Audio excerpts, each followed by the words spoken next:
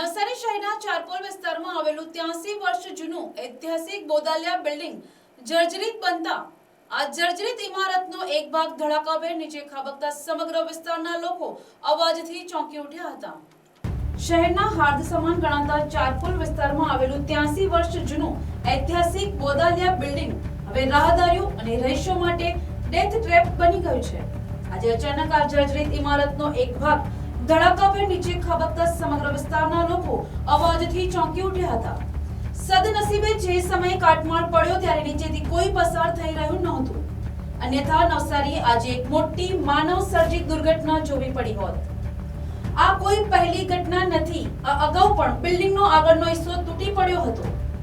16 મકાન અને 8 દુકાનો ધરાવતી આ વિશાળ ઇમારત ખાલી તો કરાવી દેવાઈ છે, પરંતુ તેનું જોખમી માળખું હજુ પણ અડીખમ ઊભું રાખીને પાલિકા તંત્ર કયા ચમત્કારની રાહ જોઈ રહ્યું છે? શું તંત્ર કોઈ મોટી જાનહાનિ થાય ત્યારબાદ જ સફાળું જાગશે?